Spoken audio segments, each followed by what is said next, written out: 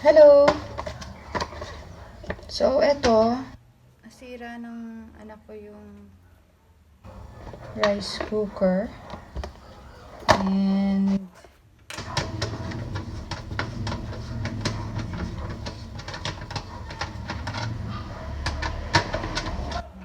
merong dalawa dyan para sa, and then, may tatlo sa ilalim.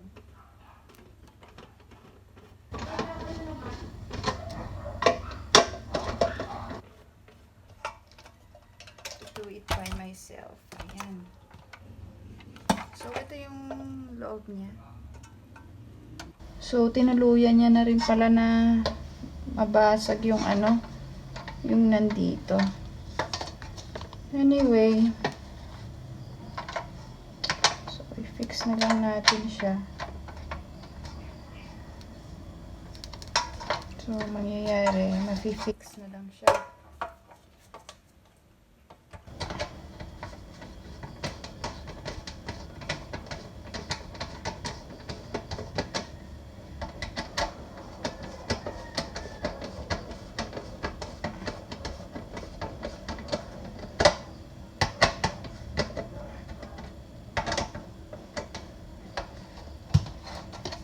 O, yung mga ganito, hindi nyo na kailangan siguro nga talagang ipaayos.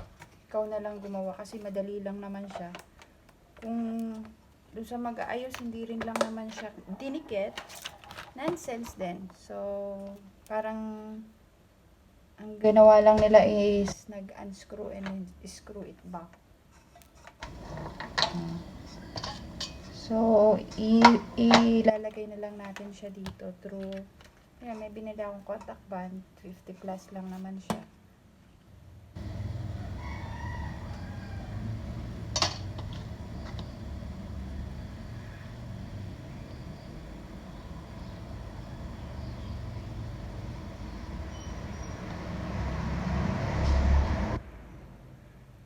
Ang pinapatuyo natin. So that, sabi dito, 15 to 30 minutes. So after 15 to 30 minutes. So right now, after 15 minutes, i-fix na lang natin siya kasi nabasag na yung dun sa loob niya.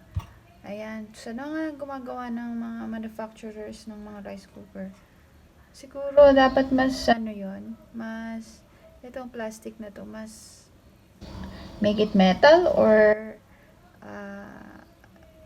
make it more sturdy para pag pinush, katulad ng aking anak, medyo careless sa pag-push siguro after pushing. So right now, ikabit na muna natin siya. So, eto, magiging permanent na siya kasi binand na natin siya. Ngayon, what I'm going to do is, ikakabit na lang yung dalawang wire na yun. Doesn't need to be left or right. But, what I did is, the white one, sa left natin nilagay. Then, the red wire dun sa right. Ngayon, try natin i-plug in. Ayan. So, tingnan natin kung ayan. Umaandar na ulit siya. So, yun guys. There's no other way but to make this one permanent para hindi na siya pinupull out. Kasi ayan o, mayroong siyang difference na around 3 mm to 4 mm. Sana ito ay ma-fix ng manufacturer na hindi siya ma-push doon sa pinaka ano ba yan, yung end nung plastic na yan, na pagka nasobrahan yung push, masisira yung ano, masisira siya. Masisira, plastic lang. Mabuti kung heavy duty yung nilagay nila. So, nabasag na yung pinagkakabitan ng dalawang pins doon.